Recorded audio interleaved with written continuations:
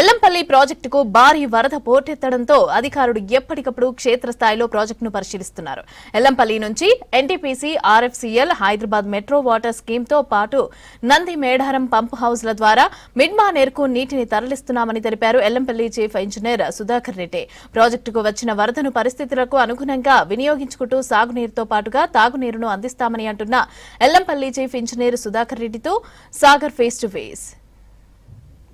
నుంచి కురుస్తున్న భారీ వర్షాలకు ఎల్లంపల్లి ప్రాజెక్టుకు భారీ ఇన్ఫ్లో వచ్చి చేరుతుంది. ఎల్లంపల్లి ప్రాజెక్టుకు ఇన్ఫ్లో ఇటు అవుట్లో ఎంత అనేది ఎప్పటికప్పుడు ఇటు అధికారులకు ప్రజలకు చేరవేస్తున్న పరిస్థితి కనిపిస్తుంది. క్షేత్రస్థాయిలో ఉండి ఇటు ఎల్లంపల్లి ఇంజనీరింగ్ అధికారులు ఎప్పటికప్పుడు పరిస్థితిని సమీక్షిస్తున్నారు. మనతో పాటు ఇంజనీరింగ్ సిఈ ఉన్నారు. ఒకసారి అడిగి తెలుసుకుందాం. సార్, ఎల్లంపల్లికి చాలా రోజుల తర్వాత ఇన్ఫ్లో పెద్ద ఎత్తున వస్తుంది, ఎట్లా ఉంది ఇన్ఫ్లో?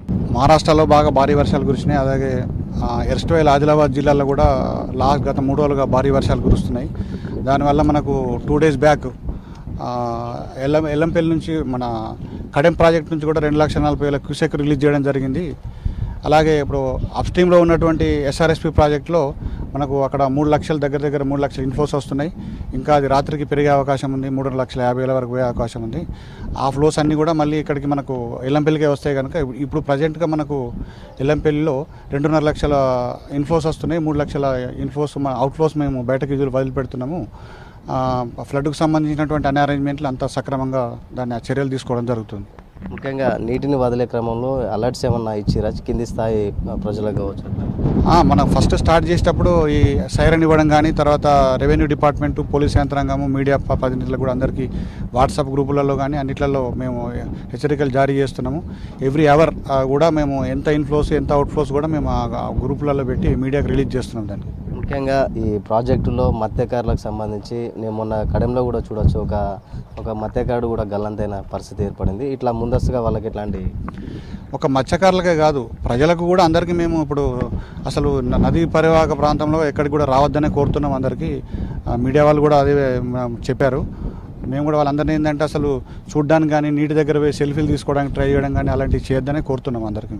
ముఖ్యంగా ఎల్లంపల్లి ప్రాజెక్టే ఇప్పుడు తెలంగాణ మొత్తానికి కీలకంగా మారింది. ఎందుకంటే మేడిగడ్ల నిలిచే వాటర్ని స్టోరేజ్ చేసే పరిస్థితి లేదు. ఇప్పుడు ఎల్లంపల్లి నీటిని ఎక్కడెక్కడికి వినియోగించుకుంటే ఎక్కడెక్కడికి పంపిస్తుంది? అంటే మనకి ఇప్పుడు నా ఉత్తర తెలంగాణలో దాదాపుగా మనకు ఇప్పుడు మేజర్ ప్రాజెక్టులు వచ్చేసి కడెము, ఎస్ఆర్ఎస్పి, ఎల్లంపల్లి అన్ని 3 ఫుల్గా ఉన్నాయి. తర్వాత ఆదిలాబాద్ జిల్లా ఆదిలాబాద్ జిల్లాకు సంబంధించిన మీడియం ఏషియన్ ప్రాజెక్టులు అన్ని సర్ప్లస్ అవుతున్నాయి.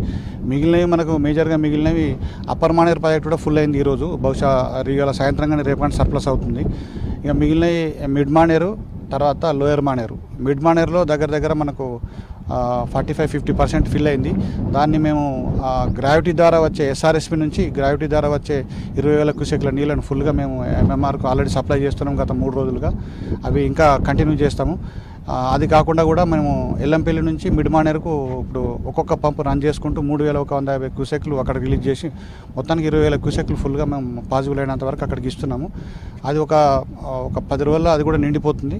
దాని తర్వాత వర్ష పరిస్థితులను బట్టి, ఇన్ఫ్లోస్ని బట్టి అవసరం ఉంటే ఎల్ఎండి కూడా నింపేస్తాం దాన్ని. ఇప్పుడు మామూలుగా ఎస్ఆర్ఎస్పి నుంచి కడెం నుంచి పెద్ద ఎత్తున భారీ వరద వచ్చి చేరుతుంది ఎల్లంపల్లిలో. ఎట్లా ఇప్పుడు ఇన్ఫ్లో ఎట్లా, అవుట్లో ఎట్లా వినియోగించుకుంటున్నారు? అంటే ఇన్ఫ్లోస్ మేము అసెస్ చేసుకుంటున్నాము. మాకు గేజ్ కూడా ఉంది. పైనుంచి కూడా మేము అందరు ఆఫీసర్లు, పైన ఉన్న వాళ్ళు, కింది వాళ్ళు, డౌన్ స్ట్రీమ్ వాళ్ళు కూడా అందరు టచ్లో ఉంటారు.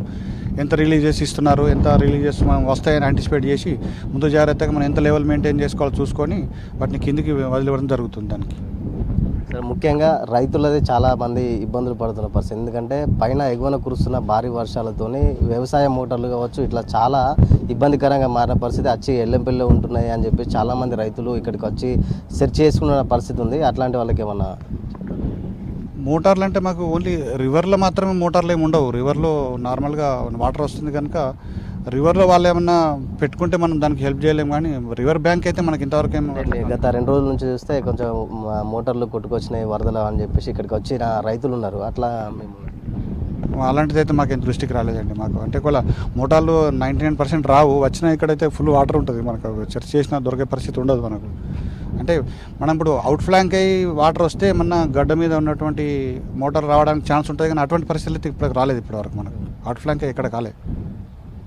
ఎట్లా ఉండబోతుంది? మరో 2-3 రోజులు వర్షాలు ఉన్నాయి.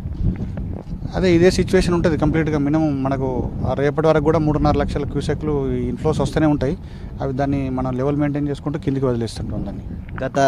దాదాపు వర్షాకాలం చివరి దశలో వర్షాలు కురిశాయి. మొన్నటి వరకు ఇసుక మేటలు వరద, మొత్తం గోదావరి కూడా ఇప్పుడు వరదతో ఉంది. ఎట్లా ఉండవు? అంటే లాస్ట్ ఇయర్ కూడా ఆగస్టులో వర్షాలు వచ్చాయి. తర్వాత కాకపోతే ఎక్స్టెండెడ్ రెయిన్ఫాల్ అంటే మన అక్టోబర్ నవంబర్లో కూడా కొన్ని మినిమం ఇన్ఫ్లోస్ రావడం వల్ల మనకు రబీకి చాలా బాగా జరిగింది. ఈసారి కూడా 99% సెప్టెంబర్లో అయితే ఫ్లోస్ వస్తాయి, డెఫినెట్గా వస్తాయని అనుకుంటున్నాం. మొత్తానికి రైతాంగానికి చివరిగా ఏం చూపిస్తారు సార్ ఎల్లంపల్లి నుంచి? ఎల్లంపల్లి నుంచి రైతులకు శుభసూచకమే. రైతులకు ఎప్పుడు ఇది ఉంటుంది కంపల్సరీ. మేము సెప్టెంబర్ అక్టోబర్లో కూడా ఇది ఫుల్ మెయింటైన్ చేస్తాం. దానికి 20 TMC మెయింటైన్ చేసి మ్యాక్సిమం పాసిబుల్ మంచి మెటిక్యులస్గా ప్లాన్ చేసి రైతులకు అందరికి కూడా ఆయకట్టు నీళ్ళు ఇవ్వడానికి ప్రయత్నం చేస్తాం. సాగునీరు, తాగునీరు, అదే ఎల్లంపల్లి పైన NTPC ఉంది, drinking water, Hyderabad drinking water ఉంది. ఇవన్నిటికి కూడా ఏం ప్రాబ్లం ఉండదు. ఇది మొత్తంగా ఎల్లంపల్లి నుంచి వచ్చే వరదను సద్వినియోగం చేసుకుంటూ ఇతర ప్రాంతాలకు అందించడంతో పాటు ప్రజలకు సాగునీరు అందిస్తామని చెప్పేసి ఇక్కడ ఇంజనీరింగ్ అధికారులు అయితే చెప్తున్న పరిస్థితి. ఇది మొత్తంగా ఎల్లంపల్లికి సంబంధించిన పూర్తి సమాచారం. ఎల్లంపల్లి నుంచి ప్రతి ఒక్కటి ఎప్పటికప్పుడు పరిస్థితిని సమీక్షిస్తూ ఇటు ప్రజలకు ఇటు అధికారులకు చేరవేస్తున్న పరిస్థితి అయితే కనిపిస్తుంది. కెమెరా పర్సన్ రవితో Sagar, V6 news, Yellampalli dam నుంచి.